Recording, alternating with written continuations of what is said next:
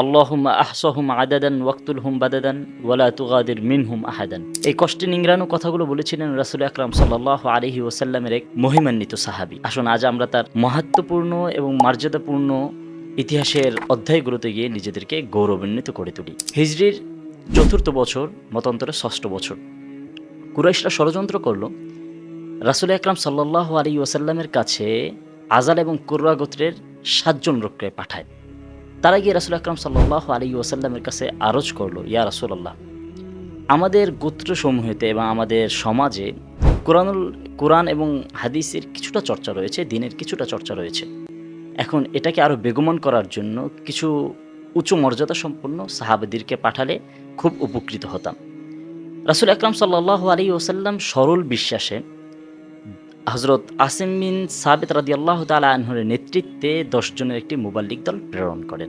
দলটি রাজি নামক ঝর্ণা নিকট পৌঁছলে পূর্ব পরিকল্পনা অনুযায়ী বনু লাহিয়ানের ১০০ জন তীরন্দাজ সাহাবাদেরকে ঘিরে ফেলে এবং সেখানেই তাৎক্ষণিকভাবে ৮ জন সাহাবীকে তারা শাহাদাতের অমীয় সুধা পান করান এবং হযরত খাব্বাব বিন আদ রাদিয়াল্লাহু তাআলা আনহু এবং যায়েদ বিন দাসেনা রাদিয়াল্লাহু তাআলা আনহুকে তারা গ্রেফতার করে মক্কার কাফেরদের নিকট বিক্রি করে দেয়।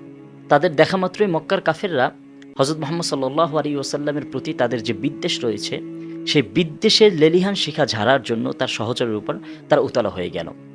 তাকে হত্যা করার জন্য তারা তানিম নামক স্থানে নিয়ে আসে হযরত খুবাইব বিন আদি রাদিয়াল্লাহু তাআলা আনহুকে। শত শত নারী পুরুষ প্রতিশোধের জন্য তাদের হাতে হাতে বল্লম, তীর, পাথর নিয়ে তাকে বেষ্টন করে রাখে। যখন তাকে হাত পায়ে বেড়ি বেঁধে নিয়ে আসা হলো এবং শুলে চড়াতে যাবে, ঠিক সেই মুহূর্তে হযরত খুবাইব বিন আদ রাদিয়াল্লাহু তাআলা আনহু ধীর কণ্ঠে বলে উঠলেন যে, আমাকে 2 রাকাত নামাজ পড়ার সুযোগ করে দাও। কাফেররা তাকে 2 রাকাত নামাজ পড়ার সুযোগ করে দিল। তিনি শান্তশিষ্টভাবে 2 রাকাত নামাজ আদায় করার পরে তিনি বললেন, তোমরা যদি মনে না করতে যে আমি মৃত্যুর ভয়ে নামাজকে প্রলম্বিত করছি, তাহলে আজ আমি নামাজকে আরও বেশি প্রলম্বিত করতাম। এরপর শুরু হলো তার উপর অমানবিক নির্যাতন এবং পাষণ্ড আচরণ, যা আজও ইতিহাস ঘৃণা বয়ে স্মরণ করে। মক্কার কাফেররা তার শরীর থেকে একটা একটা অঙ্গ কাটছিল আর তাকে বলছিল, তুমি কি চাও তোমার এই স্থানে তোমার নবী মুহাম্মদকে নিয়ে আসা হোক আর তোমাকে মুক্ত করে দেওয়া হোক? এমন সময় তার শরীর থেকে ফিনকি দিয়ে রক্ত পড়ছিল আর তিনি চিৎকার দিয়ে বলে উঠছিলেন, আমার পুরো পরিবার, আমি খুবাইব নিজে এবং আমার পুরো পরিবার একদিকে আর আমার নবীর একটা চুল আরেক দিকে, সেই চুলটা নষ্ট হোক, এটা আমি কখনোই চাই না।